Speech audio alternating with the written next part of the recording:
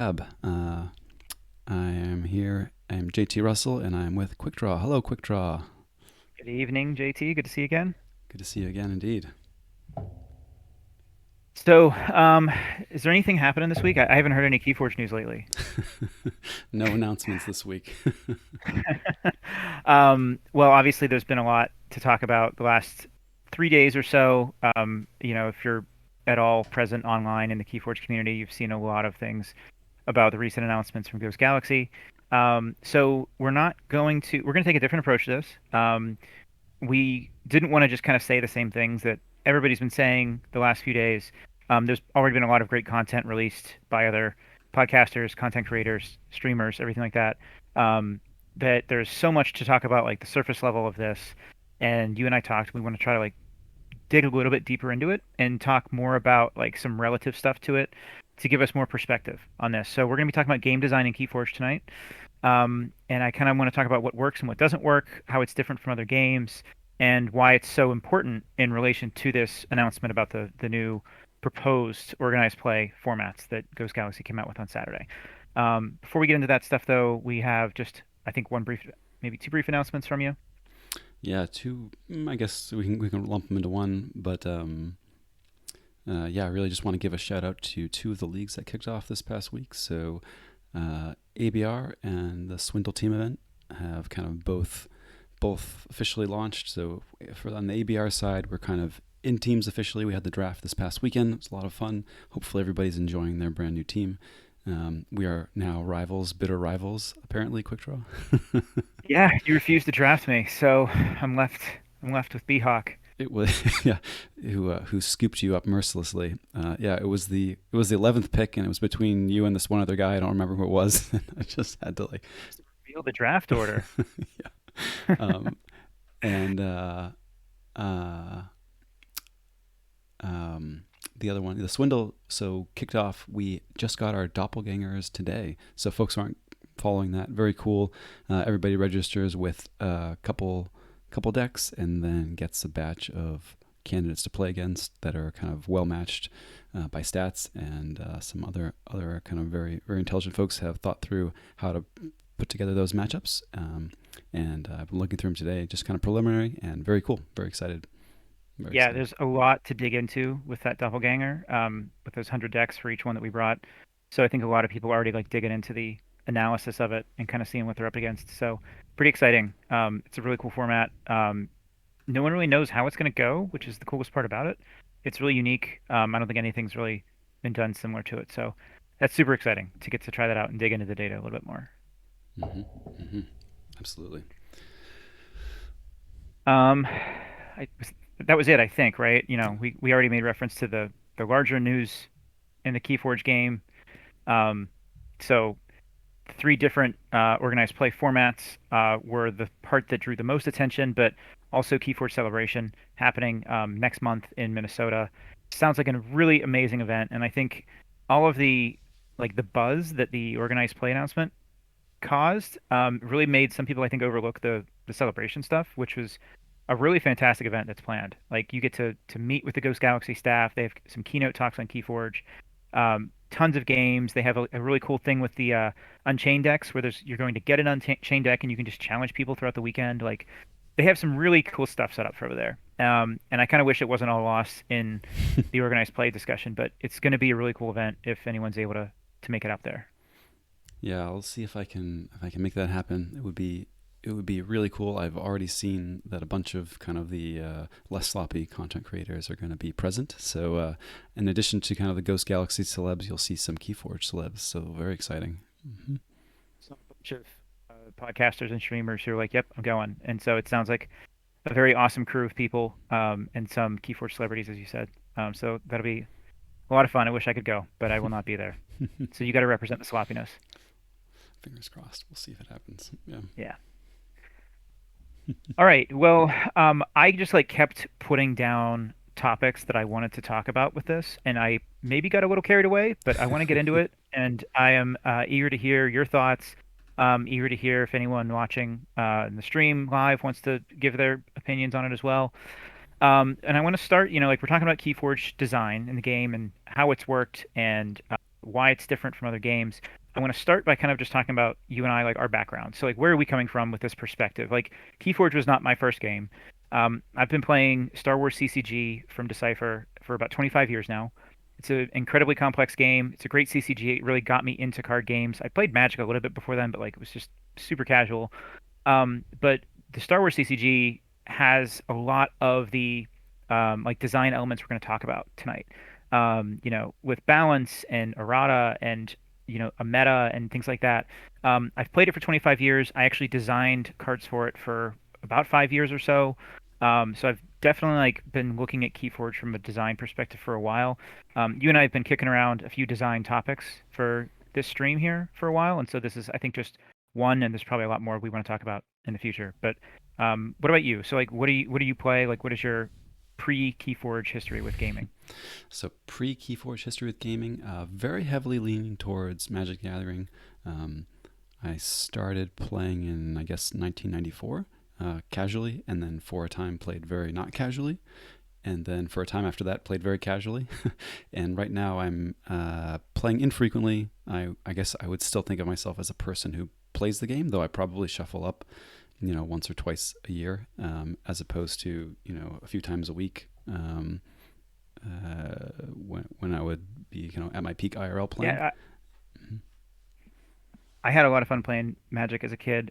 Just like I said, super casually, but some good memories. Better memories for me of Star Wars CCG. But anyone listening out there, I want you to think about like what games you've played and how, like any issues you saw in those games, design wise and balance wise. Like I want you to kind of come from it with that perspective as we talk about this, and that might help kind of like relate KeyForge to other things and kind of see the differences that we're going to try to highlight with this. So just keep that in mind for yourself and your own experiences as well, and bring that in here too. So we can start with talking about.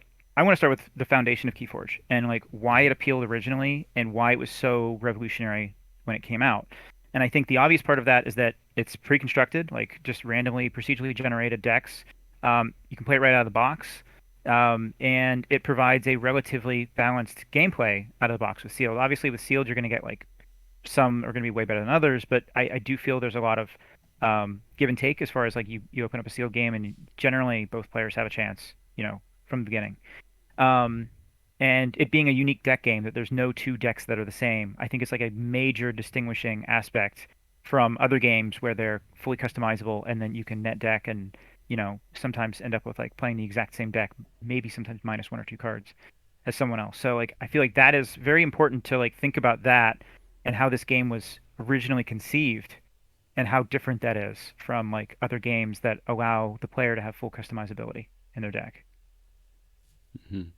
Yeah, it's interesting. Coming to KeyForge kind of right after Magic the Gathering, and at a point in my kind of Magic the Gathering life cycle where I was playing mostly Commander. So this is a format where you customize your own 100 card deck where they're all unique, with some exceptions, basic lands or what have you. So heavy customization, and I don't know. So there's kind of an interesting juxtaposition there, but yeah, I really appreciated kind of like the uniqueness and this like breath of fresh air, which was, no, this is the deck you have, and kind of the challenge of getting the most out of it. Hmm. Yeah.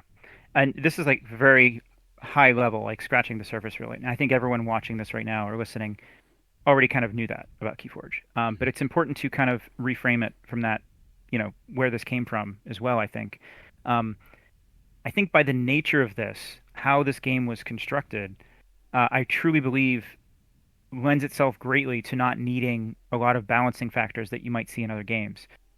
When you have, there's some rules they have with the algorithm, as we all know, like you can't get multiple copies of certain cards, and you can't have like certain cards together appearing in the same list, things like that. But like by and large, what you get is going to end up pretty balanced for you. And there's only two cards out of 14 that were eroded in this game. Two cards were eroded for balance reasons, power reasons, Hmm. and that was obviously Library Access, Bait and Switch, and that's five expansions in. So I really think that the way this was made from the start lended itself to longevity, where you don't need to like constantly be fixing problems that you've had. I think everybody that's played CCGs can think of like how many times that the companies had to come out with an errata and fix something that they didn't see. Someone breaks something, and it was just unforeseen consequences. Like we've had very few of those in this game, and it was literally two cards in the original set that got that when they were very green and still getting their feet under them as far as like how to make the game. I really think that's remarkable. Like to have that kind of consistency and like not ever getting things just to like go off the train, off the wheels. Hmm. Yeah, really interesting. And I think there are plenty of folks too who would maybe argue that not both of those cards necessarily needed, or still need perhaps that errata. Well, I mean, that's a different topic, but just to kind of emphasize your point. Hmm. Yeah, I don't think bait and switch ever needed it, honestly. Some players better than me said yes, it did, but I don't agree still. Library access, yes. I think library access, as we all know it, broke the game. Hmm. You know, um, and I guess to me, like when I look at good design, I one of the things that I look for, like maybe one of the primary things, is like how long does it take to like fully realize the potential of cards, and how long does it take to actually like break a combo or a deck or something like that. Um, and I don't think that anyone has broken KeyForge outside of the library access Nepenthe Seed. Like there's been some combo decks, like obviously you have Generosity and Key Abduction, but that doesn't dominate high level play like you would expect if it actually did break the game. It's a strong combo, and there's some counterplay to it, but there's nothing, in my opinion, that's really like broken the game to this point. Do you agree with that? I would agree with it. I mean, I think there are definitely kind of tiers of power level that become apparent, but I don't think that any one combo or one archetype necessarily has like a sole claim to any one of those tiers, right? I think there are very good, Jenga combo decks. I think there are very good decks that are, aiming to play the control game um, and disruption game. I think they're very good mid range decks that are able to interact with both of the other two. And I would agree with that. I don't think that we have sort of these like clearly the best decks or archetypes that have emerged. Which yeah, You're kind of talking about a meta now, right? a little bit, or even lack of one, but or even one that may be defined in a way that's unique to KeyForge relative to other games. Sure. Yes, precisely. Like I was going to say the same thing. Like the lack thereof is really like what stands out to me is that you can go to a high level KeyForge tournament online or hopefully soon in person, and you're not going to see all of the same deck at the top tables. You're going to Hmm. see maybe similar, like you're going to see a lot of mass mutation because it's very popular, but even within mass mutation there's a very large variety of what those decks can do and what they are. Hmm. So I really think that this is so weird that I don't think KeyForge really has a meta. Like, Hmm. do you agree with that too? Like is that kind of like an outlandish statement? I agree to an extent. I think that if you want to say that KeyForge has a meta, then you kind of have to define it differently than when you talk about Magic or some of these other games. You go to a Magic Grand Prix, you look at the first two or three cards played, and you can probably tell 55 of the 60 cards in their deck without seeing a deck list. Right? This is not a game where you see deck lists. Um, That's such uh, a good point. but with KeyForge, okay, maybe you're like, this is an auto encoder deck, and maybe that is a thing that exists within the KeyForge meta, and there's a certain type of deck that likes to lean into the auto encoder, like play out board wipes, and then have a big burst to get a winning decisive advantage, and like that might be like a presence within the KeyForge meta if you want to call it that, but there's so many kind of like shapes that it can take, and so many cards outside of that autoencoder that can really define the nature of that deck that I don't think that you can really peg it with the same name as you could say a particular archetype representative in like constructed MTG, say, or even as One Star Peep says, like even in limited MTG there are metas, and you see folks gravitating towards drafting the same key commons, and you might have like a decent idea of what to expect if a person chooses to go into a particular archetype in a draft. But yeah, I don't know. I don't know if that answered your question in a roundabout way. I think you might be able to say there's a meta. I don't think you can say it in the same way you can for MTG or Star Wars, perhaps. Um, and I think there's a lot of interesting questions that come out of that, like can you like make a counter meta choice in KeyForge, right? Like, okay, you might argue that there's a meta, but so what, right? It's a so what. Like, can you bring a deck that's counter to the meta? I'm not sure you really can in the same way. Um, I don't know. Agreed. Yeah, I don't think you can bring like answers to certain things. Like you could say to yourself, like, I don't want to lose to Eaton's Jar, so I'm going to bring a deck with hard artifact control. But that's like to me the extent of how much you can like counter a meta is specific cards like that. Or if you're worried about like a bunch of board flood decks, you make sure you bring a board wipe, something like that.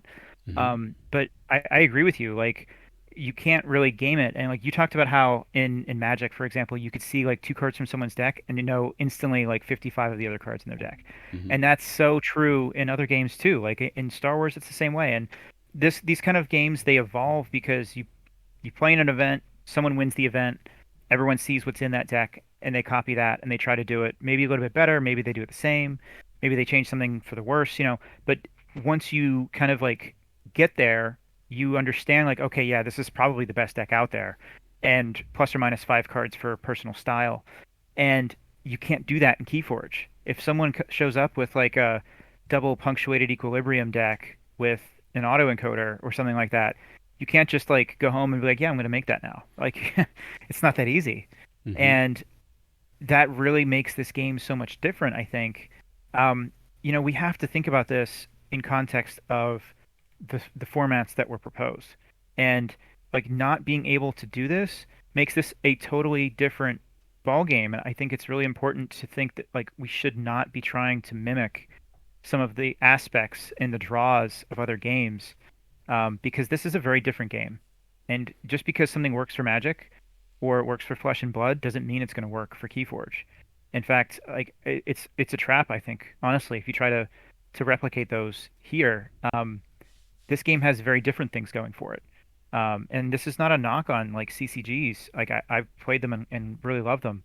But this is different, and I think that difference is what attracted a lot of us to KeyForge in the first place, Mm. right? Like I love not having to tweak cards in a deck before I show up to a tournament and just like grab something out of the box and show up and play, right? Yeah, yeah, no, absolutely, absolutely. And I guess I don't know if maybe the point I was trying to make with meta too is maybe there is one, but it's less strictly defined. Like, okay, you might say Dysania is good because there's lots of archiving happening, or board wipes are good because big boards are happening, like you were saying. Um, Yeah.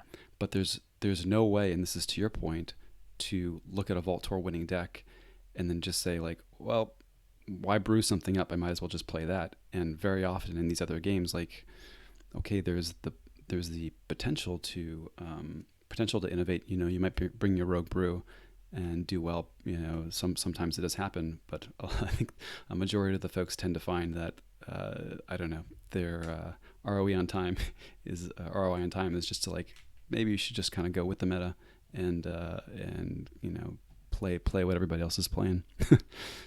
Yeah.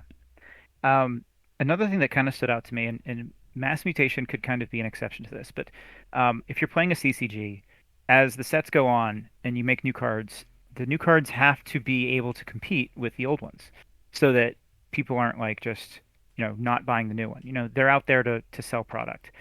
Um, I was talking to some of my other CCG friends about KeyForge, and most of them don't play anymore for various reasons. But I said to them like KeyForge doesn't really have a power creep problem.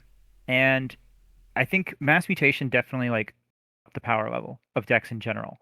But even still, like you don't if you go to events, you're going to see a lot of mass mutation, but you're not going to see only mass mutation. Other games, if you have power creep being introduced in later sets, you might see like those later sets being like, the predominant quantity of cards in a deck. And I don't think that that's on the same level in KeyForge. I think the way that like we talked about the balance and how the decks were made originally, it really feels to me like KeyForge does not have a power creep problem. And a lot of my friends were like, "How is that possible after 5 sets?" And I truly don't think it's happening right now. So, do you agree or disagree with that part? Another good question. I don't think it has a power creep problem. I do think that you still see mass mutation as being kind of a dominant presence. Maybe dominant's not the right word, but a um, very popular presence. Very popular choice because it does tend to produce, some decks that are maybe a cut above what you're going to see on average against some of the other sets. But I definitely wouldn't say that there is a power creep problem. You absolutely still see, your Coda, your AOA, increasingly AOA and World Collides decks showing up at top tables or the top cuts for some of these online events. Um, and I I take this back a little bit to the nature of KeyForge as a racing game. Um, yeah, you kind of need your deck, your set to be able to, on average, race at roughly the same speed as kind of another set in order to be competitive. And you can talk about whether sets are getting faster on average or more or better at executing a control plan or a disruption plan. Um, but I don't think we're seeing a power creep problem, and I don't even think that, kind of to your point, that like KeyForge inherently has the same need for power creep to keep things to keep sets being new sets relevant, or as some of the others might. Um, yeah. I think the makers of KeyForge, and I have to say that now because it's not just FFG and it's not just GG. They have done a really good job, I think, of introducing new things each set that are just different. They're not necessarily better. Like Hmm. a lot of people didn't like the Tide, but Dark Tidings introduced a lot of like depth and strategy, I feel, that was missing from previous sets. Not that other sets didn't have it too, but it like kind of took it to the next level. And we're going to see in Winds of Exchange some new things like that too, where there's these new house and the bringing back some other stuff that they're kind of like fixing Brobnar and Mars. They're and the tokens is like brand new, revolutionary in the game. And I think if we consistently see them innovate with like design elements of this, that really keeps people interested. It keeps the game fresh. They're all able to do things. Like you look at some of these one power tokens, and you think like, man, they like you could have a deck that could generate like 15 of them, maybe. I don't know how many there are. We have no idea how common they're going to be. But doing that breathes life into other things like Whistling Darts or Kerwallop Hmm. and things like that. Like these previous cards that were like, just okay. And when you innovate and you do things different, you are like, if you do it smartly, you do it well, you're bringing other things from like the past back into the limelight in other ways. And it's been, I think, super elegant the way that KeyForge has done it. And I think that's a big reason why they haven't had to just say like, okay, this next set is going to be like way stronger than everything else just because we have to. Hmm. Um, I don't know. I haven't seen a game like this before that is able to manage that. And granted, 5 sets is, not a huge sample size yet, but I really like what I've seen as far as like where they're going with it. Yeah, and I mean, I've definitely heard the designers, of Magic the Gathering. Mark Rosewater talks about power creep, or how power is managed from set to set, and you really want to less ratchet up the level, the sea level across the board. You really want to be pushing the pendulum in different directions, so you can emphasize. You can kind of, if you're going to ratchet up the power in one aspect of the game, maybe you can dial it back in another, and create an experience that's new and distinct and relevant compared to the previous sets, but not necessarily obsoleting everything that came before it. Um, and we've definitely seen that in KeyForge, right? I mean, if we're going to be super reductive, we could say that Coda was just the like play actions, run out your pips as fast as possible set, and then kind of your AOA and Worlds Collide were like, no, actually, board matters. And maybe AOA was a little ahead of its time, or didn't kind of move the needle enough for as some would like it. But certainly in Worlds Collide, we saw kind of like, no, I actually have to start playing board control now, and the board actually does matter. But nothing outcoded Coda. Coda was still relevant and viable, and even now with mass mutations, Dark Tidings, you're seeing kind of a resurgence of some of these Coda style rush decks being more relevant again. So we do see the pendulum moving around, but it doesn't feel like all of a sudden, no, the good Coda decks can't be played anymore. It's not the case. Hmm. Yeah. So like kind of to summarize a few of these things here, the difference with KeyForge and other ones, we talked about the customization aspect. Can't do that in KeyForge, whereas net decking is extremely common in other games. The lack of a meta, which is related to that as well. Like you can't just say like, okay, these 55 cards are the best cards out there, and you have to adapt to that. KeyForge doesn't really have that, and I think it's on purpose. Um, I mentioned there's only been two competitive balance errata to KeyForge so far after 5 sets, which I think is just really incredible, especially for a game that was so unique and different. It's managed to stay balanced, without while still like innovating on a regular basis. Um, and I think another thing that you were kind of touching on there, you talked about Mark Rosewater, who's done some like really amazing blogs and articles and talks about game design specific to Magic, but also applicable elsewhere. Um, and one article that I thought of as we were preparing for this episode today was one on bad cards and why bad cards exist in Magic the Gathering. And the first one you think of in Keyforge is Bad Penny. Like Bad Penny is quite bad for the most part, but there are some ways to use her in a way that is actually quite strong. And so, um, we can link the article. I think I'll make you do the legwork of figuring out how to put a link into the description of things later. But there's an article I'm going to share with you guys afterwards. Actually, I can probably share it in the chat right now if you're watching. Um, but the too long didn't read about the bad cards was that bad is a relative term. So a card is only bad if it's comparatively bad next to another card.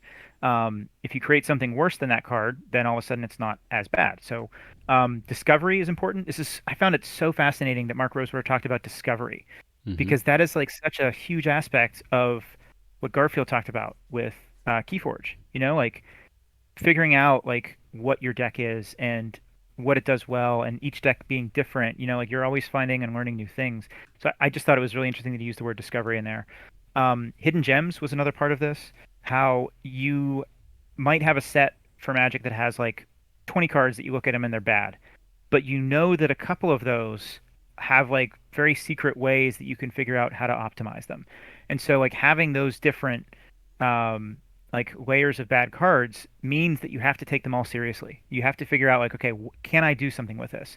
And I was the kind of CCG player that loved figuring that out and like taking a card that somebody had to pick up across the table and read because they'd never seen it before, and you're using it against them. Like to me was like one of the most enjoyable parts of a CCG. And then the fourth thing that I gleaned from that article was about just making cards for different types of players. Like you might not enjoy a certain card, but maybe there's another kind of player out there who really loves that same card, and you're just like, oh, it's bad, I don't want to play it. Um, and to tie it all back, in Keyforge, I really think that these bad cards serve another purpose, which is to actually balance the game. Like if you're talking about high level tables of CCGs, they're just not going to play those cards unless they have a way to break them. But in Keyforge, you could be playing one of the best decks in the world, and you're stuck with a bad penny in there, or like, another bad card. Like maybe some alpha card. Was a Gargantus Scrapper, like Scrapper. things like that. I almost said Crapper. I almost said Crapper. But these kind of things like this helps balance the game. So like it's really interesting to me how there's so many of like these articles from Mark Rosewater can be applied to KeyForge as well, and how they serve different purposes in here as well. And also just I mean, it gives the game some texture. Every card being the same means kind of every card is bad as much as it means every card is good. If it's on a flat power level. And training wheels, how many new players have you introduced to KeyForge and have them look at Bad Penny and them say, "You mean it's a creature that never dies? Like this is awesome! Like this card's amazing!" And then they get to learn, like, well, maybe it's not always great to have things clog up your hand. Like it's Yeah. super valuable to like have this texture in card quality that lets folks figure out for themselves, what's better than others, as opposed to being able to say, well, if it's in my deck, it's probably good, um, Yeah. and kind of roll with it. I used to open decks, and I had one of my favorite decks. It was one of the first decks I opened, the Croc of Liminal Void, and it is a combo deck, which is very apt because we'll talk more about this combo later. But it is a library access, phase shift, reverse time, battle fleet key abduction deck, and it Hmm. is still in today's game capable of a one-turn kill. It's pretty rare that even like after the library access errata that a deck can do this, but it can. Um, when I first opened that deck, and I was a very inexperienced player. I saw that it had two Dexters, and I was like, I can't do this. These are such bad cards, and like I didn't fully write it off, but I was kind of like, yeah, it's not good enough.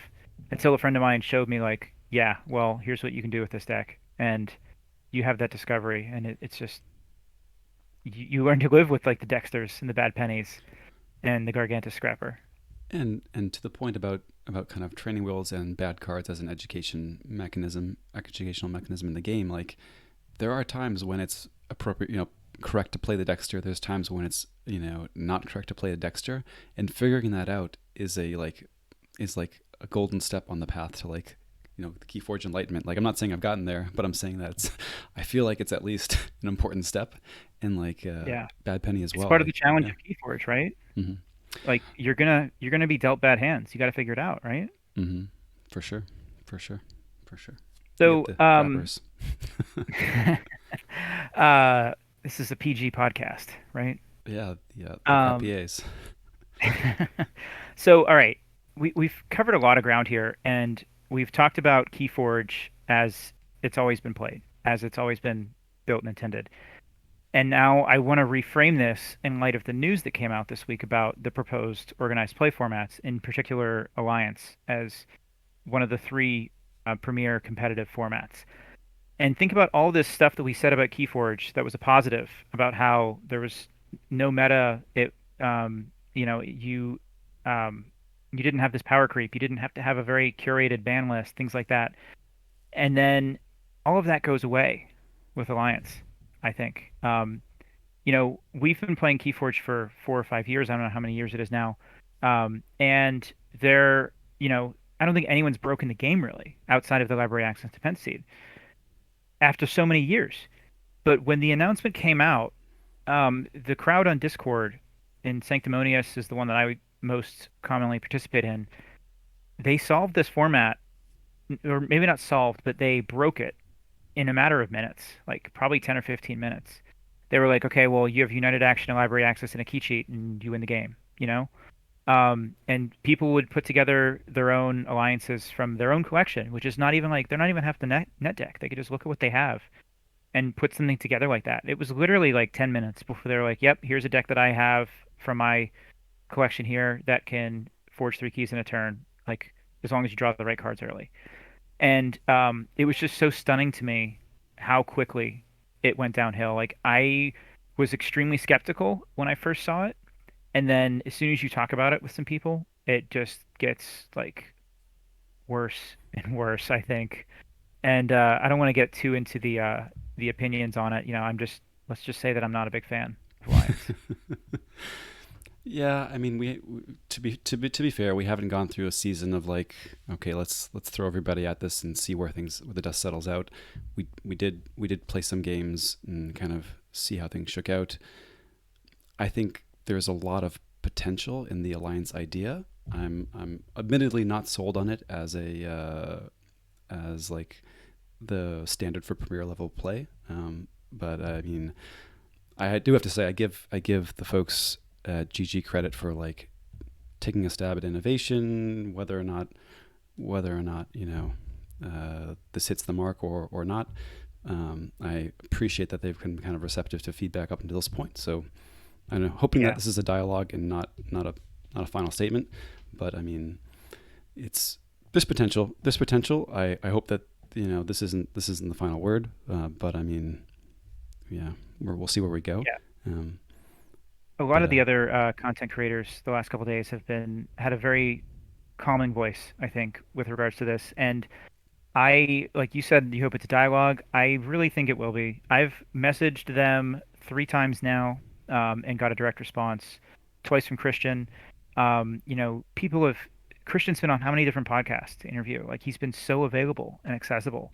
And like we talked about with Celebration, you can go to Minnesota next month and you can just talk to him. mhm. Like when was the last time you played a game where the designers and the owners of the game were this accessible to us? Like, so I say that for optimism. Like I'm not like I'm upset at the format. I hope it changes, but I'm very confident that they're going to listen. And so just I would just encourage everyone like, Zoc and Call of Discovery and a few others that have done things the last few days have had a very good voice in this, and they've said, just be respectable, be reasonable, lay out your arguments and share your opinion, and just be constructive about it. And so that's really the best advice I could say too, just to reiterate what they've done.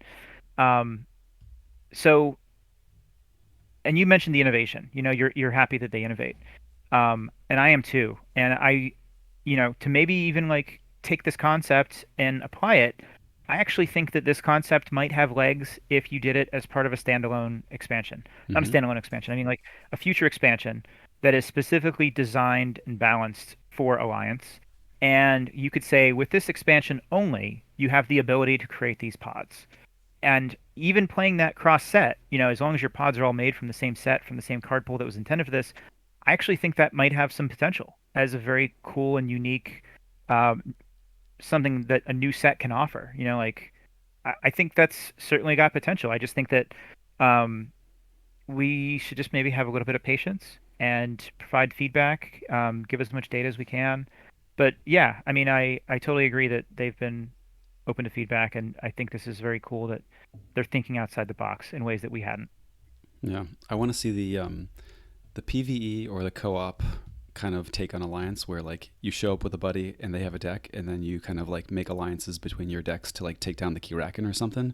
Like that sounds awesome, you know? Yeah, I I like there's definitely lots of like casual formats like that, like with mhm. the adventures, or even just like if you're just playing with your locals, like if people want to do this. I know some people have done this. A couple years ago, they tried it, Mhm. and it could be fun for locals. But I think once you get into that competitive spirit, and that's what's been like, that's what I think was the most alarming thing, was that this was intended for the highest level of competition, and in that framing, it is so easy to break this. And then you're looking like, okay, they probably got to ban library access. Okay, well, maybe they need to ban key cheats. And maybe they need to ban Restringuntus. And like the list just keeps growing. And I think one thing that maybe we can all relate to from other games is that when you have a power curve, if you chop off what's at the top, something else is going to be at the top. Mhm. And when you have this level of customizability, then you're likely to always find problems. You're always likely to like something else is going to be broken down once you get rid of, this other top end stuff. Mhm.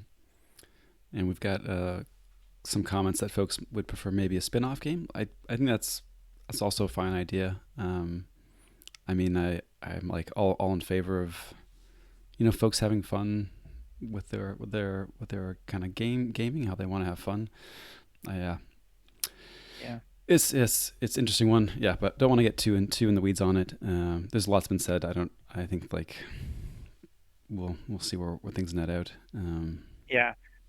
Um, so JT, let's talk about like why why was this proposed, do you think? I think one thing that we saw cited, and I don't know if this was like ever in an official declaration, or maybe it was something that Christian had said somewhere, but I think everyone kind of latched onto what was said about increasing player agency, right? Mm-hmm. Um, so let's start by talking about like what that is, because I think everyone's been talking about player agency the last few days, and I think everyone's defined it, understood it mostly well. But just to kind of clarify, I found a really good article about game design that we can share as well in the description.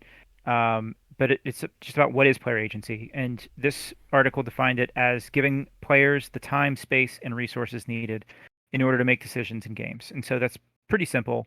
Um, I think the premise of making alliances to increase player agency, the like inverse of that implies that there was not enough player agency in KeyForge to begin with.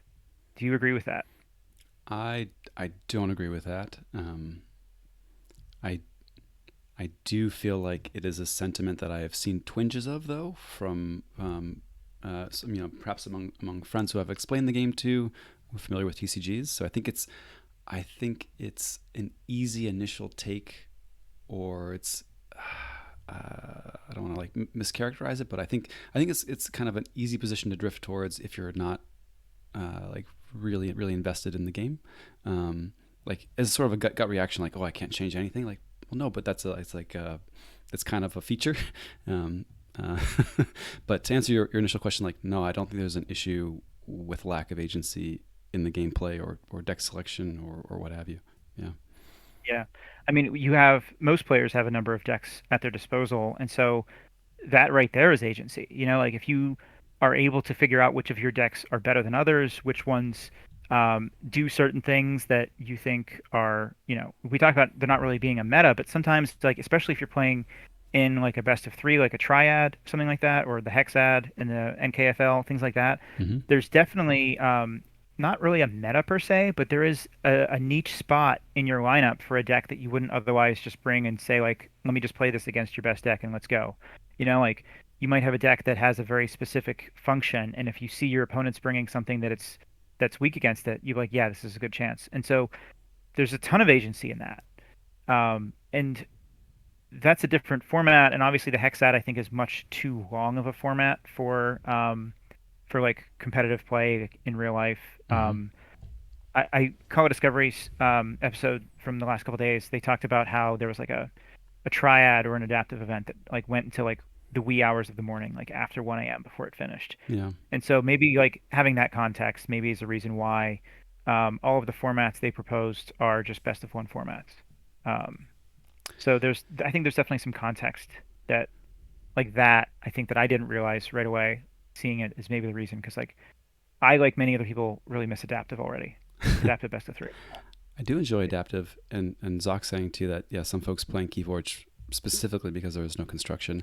I think, and to what Zoc's saying there, I think there's almost a trade off between what folks are calling agency and what maybe I would term resourcefulness, or even kind of like this quality of identifying with a deck, right? Like, and I think folks who were invested in the game having this visceral reaction to the OP announcement is because we've leaned so much into this kind of like deck identity, um, point on that trifecta. Like, okay, Yeah. I can maybe change the composition of a deck, but that takes away from this kind of this quality of identifying with the deck that we've really built up. Oh, it's unique. There's an Archon. It's this configuration. You can't change it. And in order to make the most out of it, you have to really learn it and be resourceful.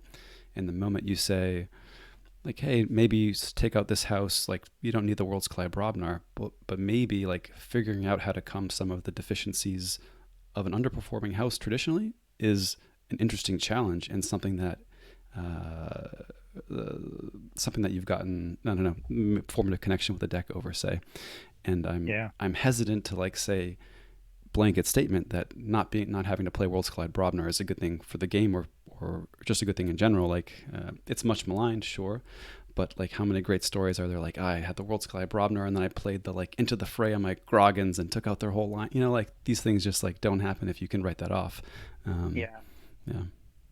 I'm thinking of one of the most famous decks I think from online play at least is Dave C's deck, Caruso, which is a Worlds Collide deck with Brobnar, five Eddies, and Dis. I think it's got like three or four Exhumes or something like that. It's Hmm. ridiculous, but it has Worlds Collide Brobnar, and like it's such an incredible deck.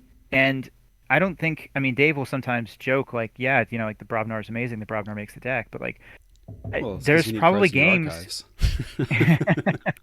archives. There's games I'm sure where he like never calls Brobnar, and Hmm. there's probably other games where he like actually has to be like, well, I got a handful of four Brobnar right now, and I got to do something with it. Maybe I'm not doing anything this turn, but like he's he has to, like you mentioned, the resourcefulness is like he has to find a way to like play around that, and it doesn't like ruin the deck by any chance. Like, could you imagine if that deck like had anything else? Like, what if he took out that Brobnar and put in like some insane Shadow suite or like a Saurian suite, from Worlds Collide? Like it totally changes the game.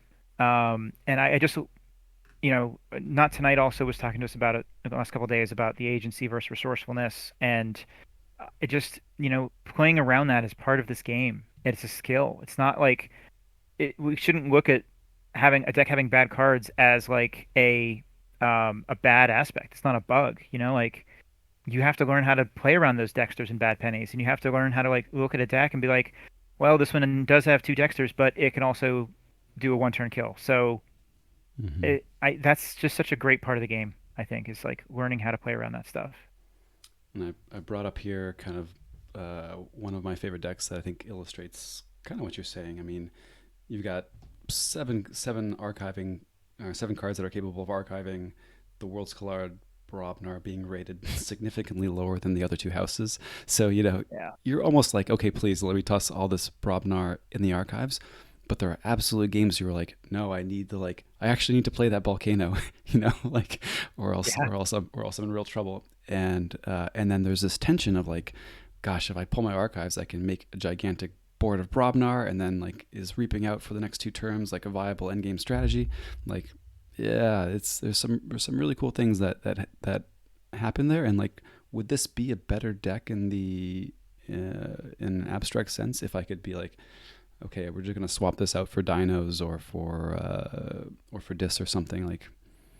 I mean, it would be more potent. I don't know if it would be better in kind of all senses of the word. Yeah, but interesting one. And I've like very often like I'm probably sounding like huge hypocrite to my like LGS peeps, because this is my like example of like, oh, Worlds Collide Brobnar, like you're so bad, you know. But it is like. Yeah. I mean, we Mhm. all have that. We've all felt that. I think World Sky Brobnar was like the first thing everybody thought with this announcement. Like, But which decks do I have that are ruined by Brobnar that mhm. maybe I can play again? um, and And then oh, sorry, just a comment in the to bring it back a little bit to the agency thing. A comment that maybe in single deck sealed there isn't enough. I do like three deck sealed, and for basically that reason. I think that added bit of agency in kind of the three deck sealed, where you have a selection among three, does help out an awful lot. If you get one deck and it's just not great, you could be in for a rough day for sure. But I also think that hidden decklist sealed affords a lot more opportunity for, if not agency, then room to maneuver within your constraints in an Mhm. event, which is interesting too. Yeah, Hmm. I think it's somewhat related to luck as well. Like we were going to talk a little bit about luck, and um, we could probably talk about luck for an entire episode, so we don't need to get like too into it. But I just will suffice to say, in my opinion, any good game should have some luck, and I think KeyForge has some luck. I don't think KeyForge has too much. Maybe some games are decided by luck. Sure, we've all been there. But if you take away all the luck, you end up with a game like chess, where everyone has perfect information, and the game is just a little bit more boring for that reason. Like I love chess. I've played it my whole life, but it's I mean, let's be real, it's kind of boring, especially at the highest levels where you memorize openings and lines, and it just, to me, that's not as interesting of a game. And luck also serves the purpose of like making anyone feel like they have a chance. Like I could be playing against the best player in the world at KeyForge, and I know that like if the cards fall the right way, I can win that game, and that's exciting for people of any level, I think. You got to be careful. You're talking to somebody who watches chess streams too, so I don't know, but but I'm not talking bad on chess. I mean, it's just that no, no, I, when you I get to the understand. highest levels, yeah. I don't know. I was a good chess player as a kid. Could have been better. I just don't think that I wanted to put in the work of, like the rote memorization and Yeah, and that kind of this is thing. something that gets remarked on by high level chess players or burned out chess players. At some point, you know, they often remark that the middle game is their favorite part because the beginning and the openings and the end game are kind of like rote or kind of these like memorized finishes, but the middle game is where you can kind of actually get to play some chess. um, Yeah, yeah, and at some point it transitions from like, okay, I can just follow some principles and muddle my way through and have a fun time while being competitive, to okay, I have to like actually learn some theory and memorize some theory to be competitive, and that's maybe where it shifts gears. But yeah, lot of great reasons why I think an element of luck is very positive, can be very positive, to the new player experience, to the underdog experience, and to even to just you know take a little bit of the edge off. I think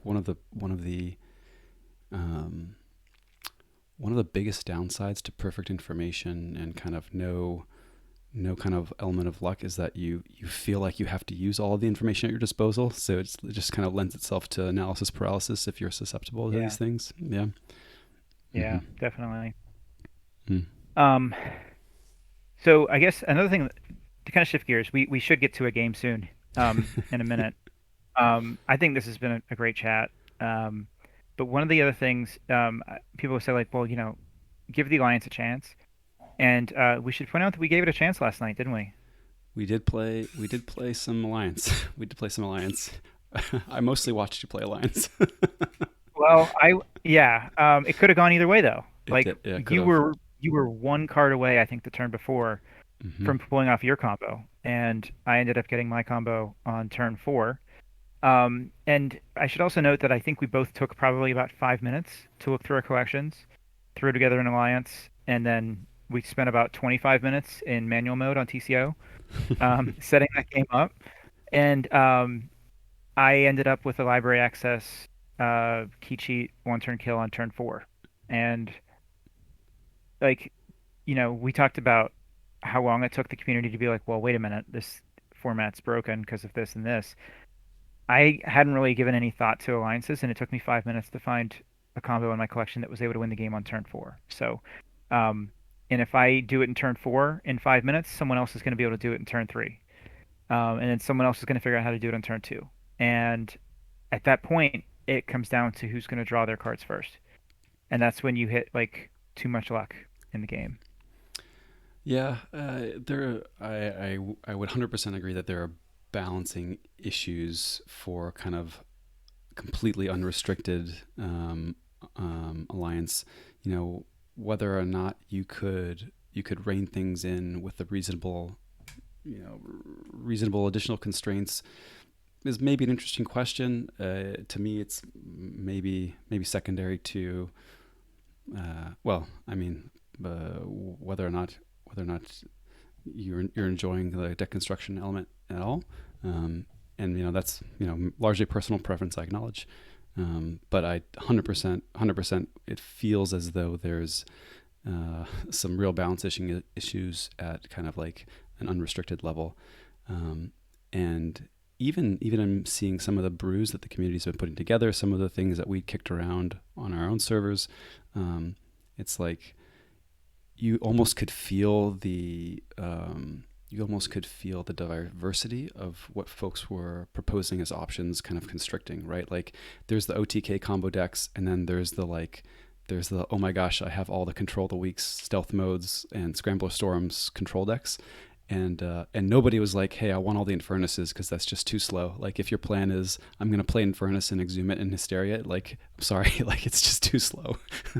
Lost by that, yeah. Yeah. Um, I I went straight to the library access combo personally.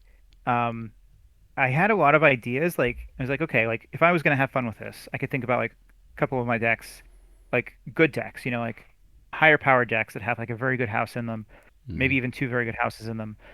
Throw it together and I'd be like, man, this is pretty cool. It's like a 120 SAS or whatever it was when I put it in there, and I still lose to these combo decks. Doesn't matter, Mm. like that's when I was like, okay, well, this is a really cool deck here that has like 16 mutants and Vault's Blessing and like a Dark Amber Vault and three Kirby's or whatever, but I'm still going to lose on turn three to a library access deck. So Yeah, and maybe it's interesting to see whether the heavy disruption decks are prevalent enough to push out those turn three combo decks, and you make room for mid range stuff. I it don't comes know. back to luck then. It does. Yeah, it turns Like, it exactly. It turns into sort of a very very kind of rigid RPS type of meta. Like contrary to the way that we were describing metas in relation to KeyForge before, like this feels much more like a traditional, like solved TCG kind of state meta. Yeah. yeah. Aurora posted an alliance of hers that had two lateral shifts in it. Yeah. And like, could you imagine lateral shifting into your opponent's library access? Or I mean, The brutality of that.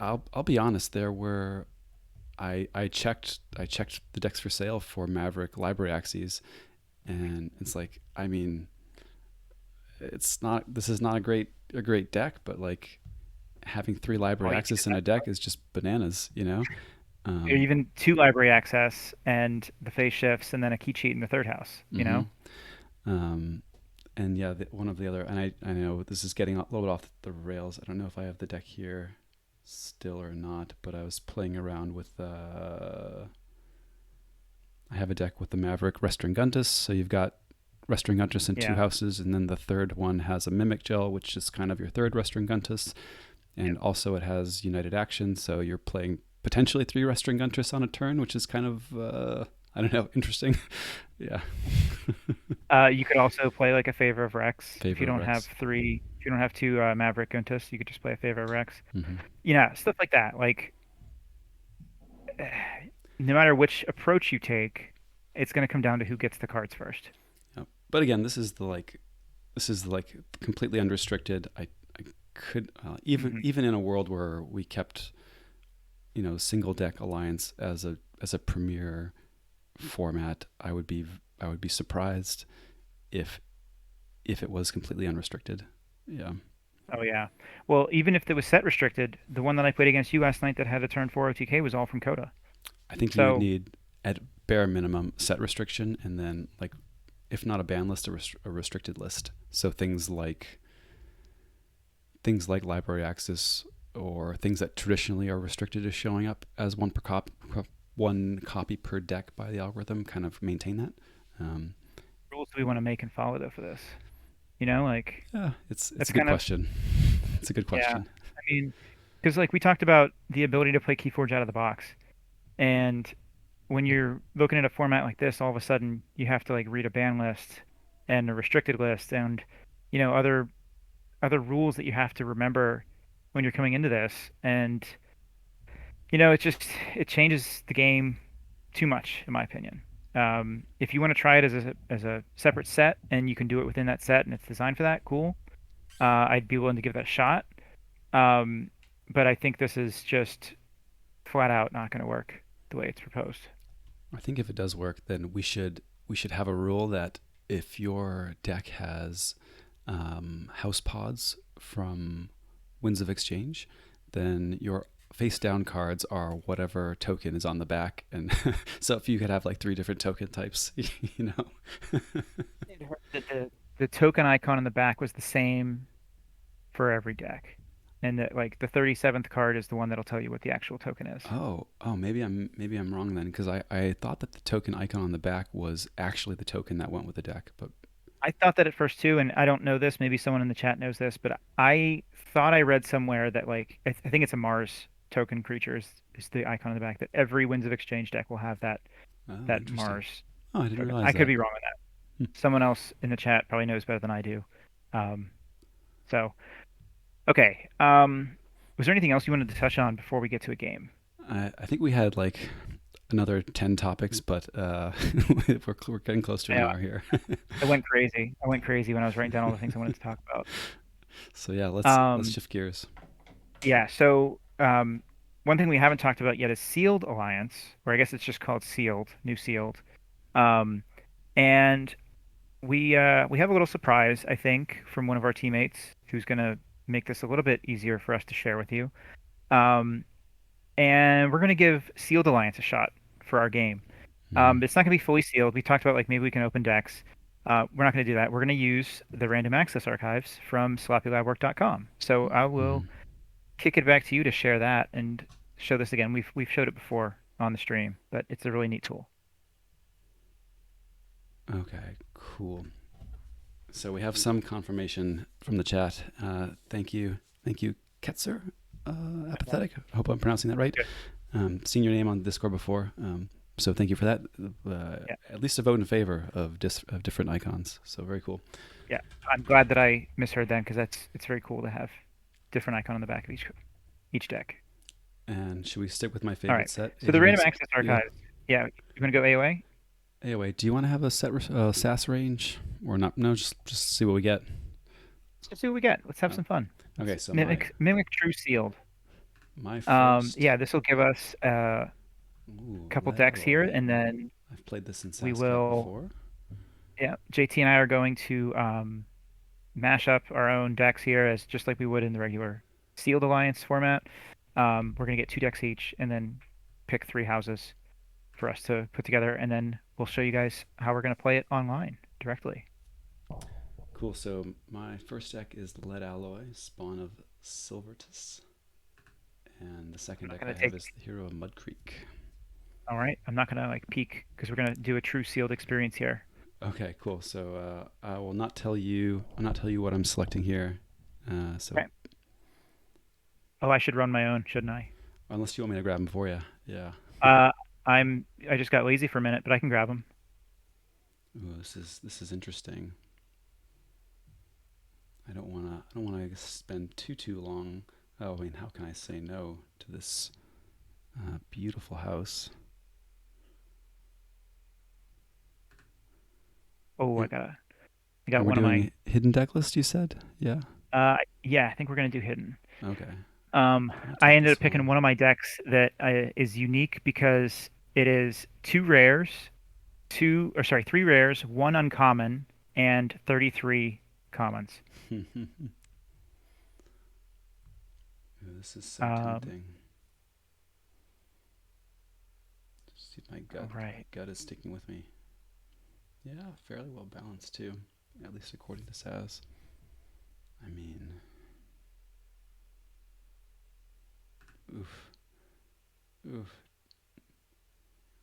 All right, can't think all day on this one. So let's add. I kind of like what this one's doing, and I feel really silly.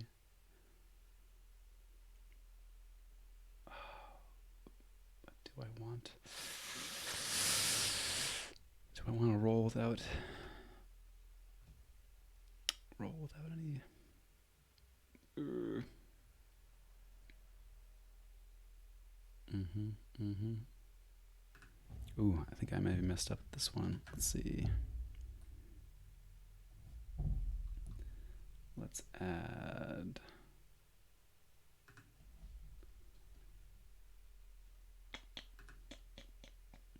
Let's add this.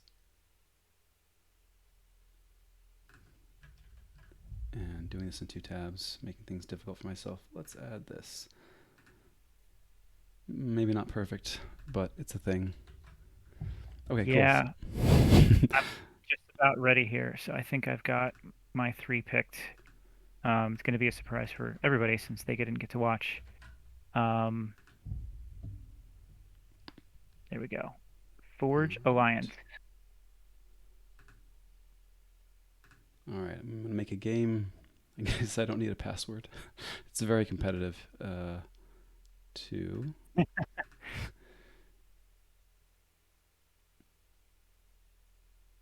Ooh, I didn't pick them all from the same one, did I? That would have been really silly. Ooh. Guess I've forgotten to mute mute this this site.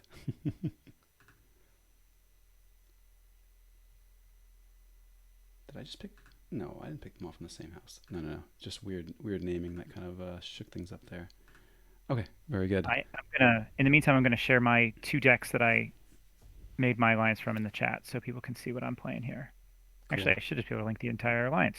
Yep. That's easy enough. And funky that it threw some enhanced. Oh, there's my alliance. I think that's a DOK bug where it's showing enhanced when they're not really enhanced. Gotcha. And I need to remake the game. Sorry that I did not put on a hidden deck list. Although I don't know if it'll matter. I But don't think it'll show them anyway. Yeah, I won't look, but I don't think that it shows them. okay, cool. Let's see. Oh, it does show up. Okay, don't look. Don't Okay. look. I won't look. I can look at mine though. That makes it a little bit easier. So, Mm-hmm. yeah. So our teammate Kveld was able to throw together an instance of TCO that would accept alliances. Mm-hmm. So no manual mode necessary. I don't know if there's any plans to open it up wider, but we thought it'd be pretty cool to show tonight, um, since everyone's talking about alliance at the moment. Um, so yeah, um, we're gonna play an AOA match here. Um, Mine are both pretty middling SAS, 64 and 66, I think. I'm gonna I'm gonna keep this though. So you're playing Untamed Shadows and Mars, is that right? I am playing Untamed Shadows and Mars, and Okay. interestingly So I got enough, uh, oh, it doesn't tell me which ones. Grove, Mud Creek. I was curious. My alliance is rated lower than one of the decks. I was curious. It was rated lower than both. That would be really funny.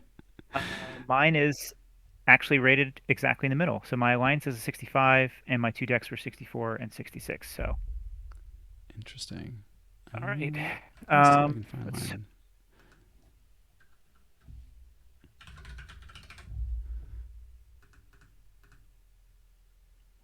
Okay, so in the middle as well. Interesting. Interesting. Ooh, you made things. All right. Yeah, got some disc going. I like it. I think we're just going to head into Mars, make some dudes. Ooh, that's right. I'm not going to look. I was like very tempted to look and then see if the coast was clear for some things.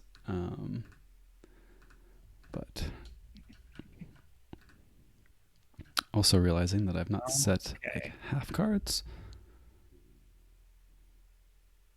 Ooh. That's a big Mars board to deal with so early. Is Kveld from Name of the Wind? I don't think it's the same. I don't think that's where it's a reference from. Good question though, Andrew. I'll ask if that's the origin of his name.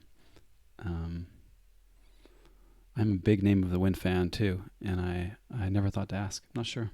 Good question.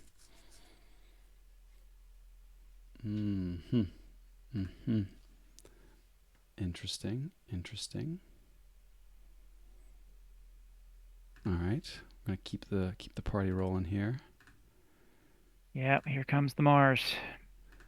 Let's toss that guy there. Reap.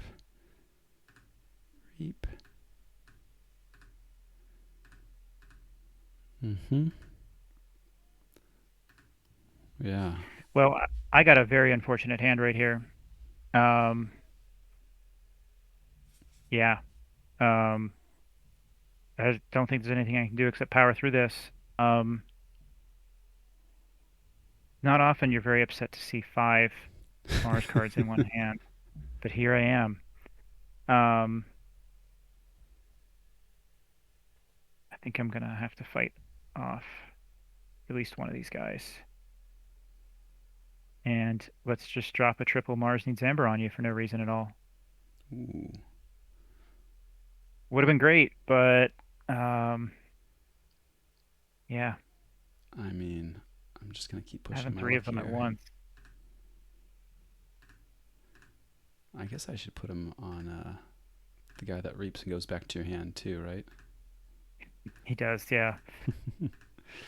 So he's gonna die one way or another. I'm collecting all Okay. these.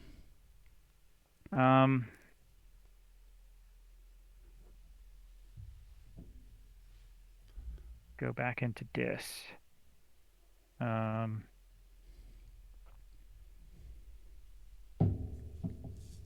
exhume the Dust Imp. Oof. Deal 1 with a Schuler.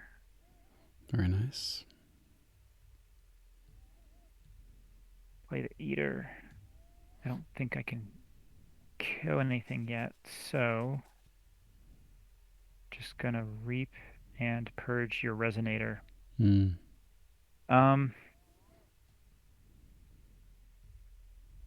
if this is worth it.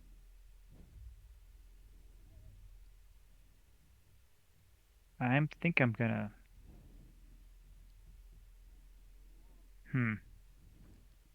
Yeah, I got a Pandemonium. Just talk it out. I don't know if I'm gonna play it or discard it. Feel like you're not gonna let me forge anyway. Let's just make the money. Do it. Get that money. Very nice. I am so happy to see that, not gonna lie. Well, not gonna lie. Ooh, Groke's all healed up, huh? What healed the Groke? I missed it. Groke was never hurt. Oh.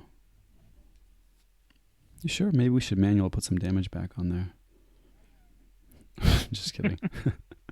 I don't think you need that help. Yeah, I don't know. Interesting. Uh, let's do this.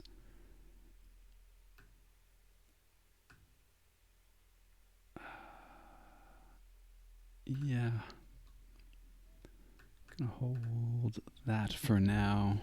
Hold what for now? I didn't say anything. Okay. So you've got 2, 3, 4, 5, 6, 7, 8, 9. That looks good. Yeah, this seems like the best play. I'm glad you made a little bit of money that turn. Mm, Uh, I don't know if there's any creatures to purge, but that's okay. interesting. Let's reap, reap, reap, reap. Let's trigger the lash before I play my Your Omega card. Omega, and it's too late, so that'll let you forge for 9 and burst me up to 14. Okay. I will say thank you, sir. May I have another? Oh, who doesn't love sealed? Oh man. I'm out of discards. Um, wow. Um, yeah, do I even have any amber control? I can't say. I'm Absolutely not not. This is telling. AOA sealed. Yeah, seriously. I'm just gonna use the lash and let you take a turn. I don't think I could come back if I let you stick at 4 there. Yeah, seems legit. Um, and I would have. I've been sitting on this Mars Needs Amber for ages. Um, I was hoping to follow it up after after that whistling darts. Um, your board Yeah. wipe foiled me. I guess it worked out in the end. I can't complain. Be not very cool. All right. Oko pogo. Mm-hmm. Discard Mars first and Groggins. That sounds good to me. And Blood of Titans. Ooh.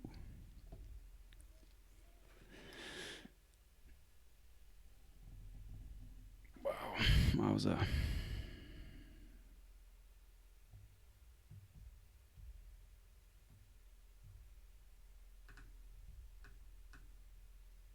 Mm-hmm. Mm-hmm. Interesting.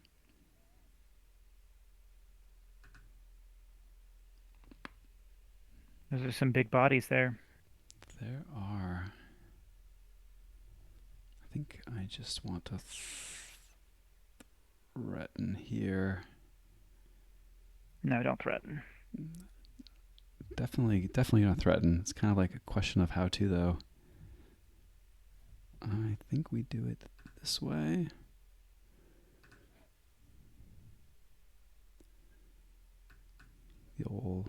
The old swap widget coming out. 2 here.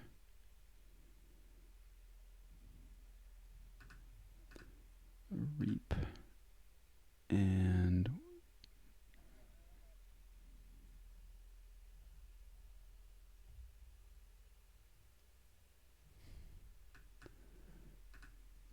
go into 7.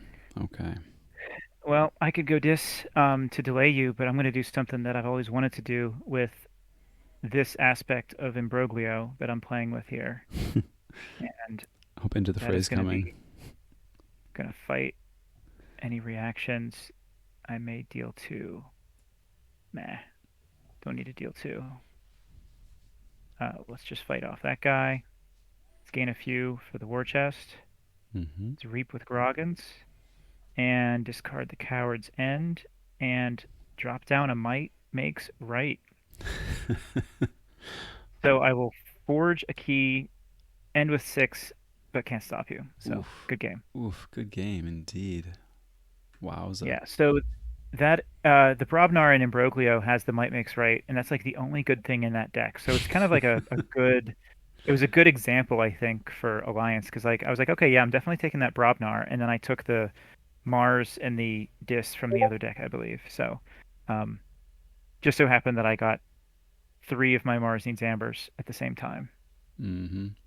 Yeah, interesting that we both were angling for Mars Needs Amber plays against the other Mars decks. I definitely, I don't know, uh, maybe held that longer than I should have, but interesting, Yeah. interesting. No, the TMTP was, what do you do? Like, you're playing sealed. Do you play around it, or do you just like all gas go for it? I think traditionally I would not play around it unless I had like very strong signals that they had been holding it. Though I honestly would have to think changes at all in whether that changes at all in Alliance Sealed. Um, hmm. Yeah. I don't know if it changes for our purposes here, just taking a few random decks. I mean, I guess you do get to pick your shadow. So it's like if you had two shadows decks, you would have twice the chance of a TMTP. But I mean, and it's also like, yeah, did you end up with the Shadows deck because there's TMTP, or did you take the Shadows house? Um,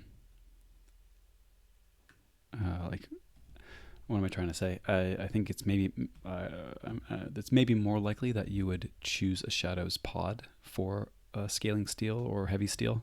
Um, yeah, but I don't know if my gut tells me that doesn't change whether I'd go for it or not, and push. it looks like a solid deck, solid alliance right there. Yeah, is some interesting stuff going on. It's definitely going for the heavy pressure. I don't know, really liked the recursion options, scaling steel. I mean, I think that there was interestingly a lot of uniformity in my options. Like both of the shadows that I had to choose from had TMTP and some other steel. Um, the Logos was kind of like you see it and I was like, I don't know if this is the right call, but it's probably not a bad call to take the efficiency. Um, Yeah. and I maybe in mean, a yeah. Untamed you actually didn't call except for that one, the creature on turn one. But Hmm. it's a pretty nice Untamed for AoA. Yeah, yeah. I mean, at the end, I had 5 untamed in hand, including Glimmer, Key Charge, Flaxia, and another Pip. Um, Yeah. So you had enough anyway. and it was yeah. Even if you, If you lashed me there, I would have key charged. Yeah, or if you did nothing but lash me there. Hmm. yeah. Yeah, but interesting. Yeah. What do you think about that? How do you feel about Sealed Alliance as the concept? So I was reluctant to play. I will admit I was reluctant to play Sealed Alliance. And the reason I was reluctant is not because I didn't think it'd be fun. Like I feel like we could have sat down to play any game tonight, and like we would have enjoyed each other's company and had a good time. Uh, if these were brand new decks that I had opened for the first time and never got to play in their normal state, it would have maybe felt a little weird to me. As Hmm. it happened that like I grabbed 2 decks that I've at least played once before. But I mean, it still felt kind of like a sealed deck, a sealed matchup. And then we didn't spend a ton of time agonizing over pod selection. Um, Yeah. but I don't know. What was your take? Yeah, I mean, I think it's good for balance. Like, I definitely think in that regard, like, it's an improvement on Sealed, in my opinion. But I'm kind of with you that I don't really like that aspect of like it not being a real deck. It's not like you can't come back to it in the future and be like, yeah, this is the deck that I won a tournament with, because it's not really like you mashed up a few pods and you made a different deck. So I agree with you, like in the romanticism part of it, like it's not the same. I think it probably does improve the balance in sealed though, but I would also say there's other ways to improve the balance in sealed. Like I know a lot of people are big advocates of sealed adaptive. Have three decks and choose one. Sealed triad, I think even like getting your best deck banned each time like really levels the playing field to, you know, negate the person who ended up drawing like a really amazing deck and sealed. So like I think there's other ways to balance the format, and if the goal of this was to balance it, I don't know if it's really necessary for like the these, I don't know if we can call them intangible drawbacks, like people don't want to mix up decks like that, but something like that. I don't know if this is worth um the drawbacks in that regard. Hmm. You have been playing? Zoc asked if this is a potential to be more welcoming to new players. Hmm. I have an answer ready. I want to hear what you think. I think it poses some very important decisions at the start of the game that you have to live with for the rest of it. That could produce some feel bads for especially brand new players. And the counterbalance to that is, I'm sorry, I'm kind of thinking through it out loud with everybody here. The counterbalance to that is like, well, maybe there's a teaching moment for you to sit down with the person that's introducing the game to you, and also potential for you to end up with a more balanced matchup. I think on the whole, I prefer the simplicity and would like to think that, yeah, I want to say no. I don't know if I'm articulating why, but I think that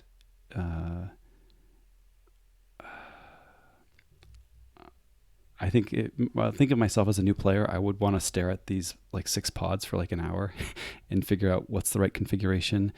And to me, that Yeah. doesn't feel super new player friendly. But maybe I'm letting my desire not to want to break up decks kind of cloud the No, I feeling. think Yeah. it's not doesn't seem new player friendly to me at all. Like if you're a new player, even if you're not a new player, like if you've played a couple times, you and I can look at a deck list and we know every card in it. It took us like 2 minutes to pick our alliances there.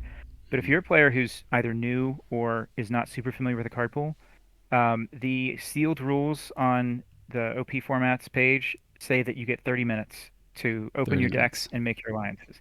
It's a long time. If you and I, like players like us, open a deck or two decks, it'll take us a couple minutes to make our alliance. But new players are going to have to read every card. They're going to have to figure out how they interact with each other.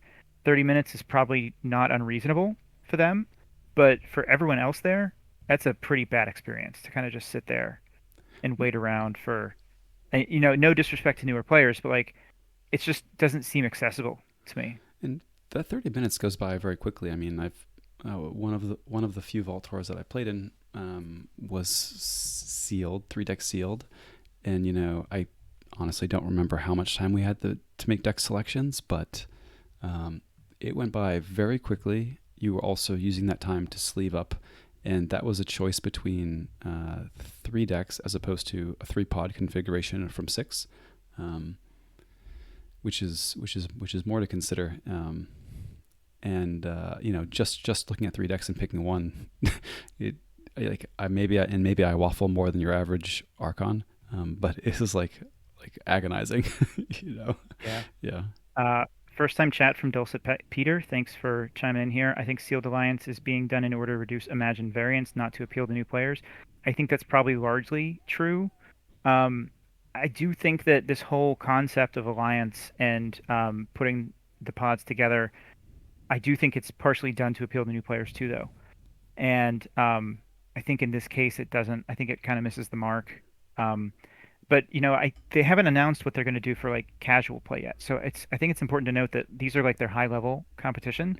So we're looking at this as like, okay, if you're coming to a weekly sealed at your local store and you're playing this, that might not be what Ghost Galaxy intends. Like they're going to release more casual OP formats for local gaming stores soon, I believe. And I think we're probably going to see something different. But that like begs another question: is like, how much different do you want your game to be at the local store compared to when you travel to a bigger event to play? So a lot to unpack there. I will probably make a firm position on very few things, but I believe fairly strongly that you want the game that's showcased at the highest level of premier play to look like what folks are playing at the local level. I mean, Hmm. at the end of the day, you boil it down. Your pro tour, your highest level, premier level organized players effectively marketing for the game, and I just I don't know. I think it makes a lot of sense to have the aspirational format be also something that's accessible to folks who are walking in for the first time, or your chainbound warrior who makes it to a vault tour. Still wants to be able to feel like they're playing competitive KeyForge. Um, and I guess one thing we didn't really address was like, when you say new player, do you mean or attracting new players? Do we mean you know a seasoned gamer who's thinking about taking a plunge into KeyForge, or someone who's kind of being introduced to gaming for the first time? And does it matter? Is there a difference? You know? Yeah, I mean, I think seasoned gamers, it's probably the target audience for a lot of these changes because I think Ghost Galaxy heard the feedback that they wanted to increase player agency, um, which I don't, you and I talked earlier, like I don't think it's needed, but I think that's what they heard, and I think that's what the point of these are, and so I think that probably lends itself towards attracting the seasoned gamer, as opposed to someone who's completely new. I personally think if they want to grow the game, if this is done to grow the audience of the game, I think they should be starting at the local gaming stores and making formats that are friendly to people showing up at the game stores that are going to be selling the product. Whereas this is really like seemingly focused on the larger events primarily as a way to attract more seasoned gamers, as you put it, competitive players, maybe some people from other CCGs, like to kind of appeal to them right off the bat, which to me is not really the approach I would have suggested for trying to grow the game. Mm. And Zoc making a point that and I agree with this. I think I don't have numbers to back it up, but I do believe that sealed vault tours have been attended well by new players. New players to the game, or players who are maybe more casual and wanting to get into let's say higher level than weekly chainbound organized play. Um, and maybe this pushes it probably, well, I again don't have data to back it up, but I want to say it's really valuable to have a very accessible onboarding option, like on ramp to that kind of level of organized play. Um, like if you're coming in as a person who's just getting into competitive KeyForge, where do you jump onto the Vault Tour train? I think single deck sealed or not single deck sealed, but traditional sealed was a really good option for that. You could feel like you weren't outclassed by Archon decks. You could feel like, you know, and this gets back to the psychological impact of having an element of luck. But you could feel like you could show up and have a fighting chance against anybody because who knows what's going to happen, right? Yeah. Mm-hmm. Yeah, and I think it also, if you're talking about new players playing sealed as opposed to Archon, it reminds me of like the criticisms of people thinking this is a pay to win game where you just buy the best deck you can find and you show up with an Archon tournament and you just beat everybody. And I think that's a misconception that hasn't been able to be shaken by the non-Keyforge playing community. So like if you're trying to grow the game to people that aren't familiar intimately with Keyforge, they look at it, how do you convince them that this is not actually a pay to win game when you play Archon? Like that there's actually more to it than that. And I mean, I guess obviously with Archon, like you can have a certain like tier of decks that are needed to compete. But it's still not like a pay to win, I think, like a lot of outsiders think it is. Yeah, and it's interesting. One of the common utterances on our team server is that a lot of folks want the game to be much more pay to win than it is. People are frustrated that KeyForge is not pay to win secretly.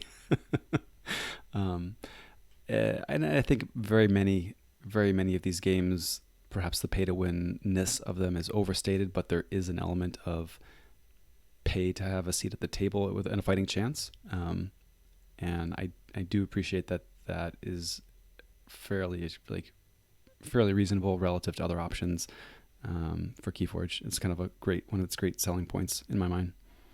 Yeah. Mm.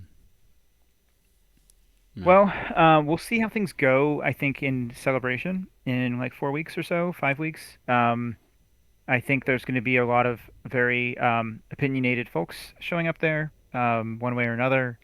I hope they get a lot of the information they need.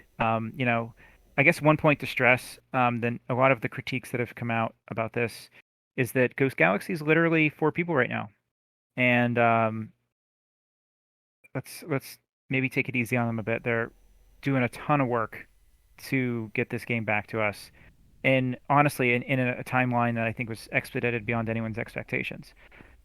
So there's certainly going to be things that we don't like. Christian had mentioned, all that goodwill that we had for a lot of the stuff that's been happening the last few months. He said, save that up because you're going to need it when we make a decision that you don't like. And maybe he was thinking of this specifically, but one way or another, they're a small team. They're doing a lot for this game. We should give them benefit of the doubt. To this point, the only thing that I can say with certainty is that they have been responsive and they've listened to feedback. And so I have no reason to think that they're not doing that right now as well. Well said. Well said. Cool. So let's end it there. Do we have a sign off yet? Nope, still no sign off. Still taking some solicitations for any sign offs from anyone in the audience if you have any ideas for us. Otherwise, we're just going to ramble until we get cut off and we're taken off the air. Right on. Cool. Well, thanks, folks, for coming out, folks in the chat. Appreciate the chatter. Appreciate y'all spending some time in the lab with us. It was a lot of fun, and we will probably have cut it off right when I said we will. So you're now in the post credits. This is bonus content. All right. Catch y'all later. See you guys.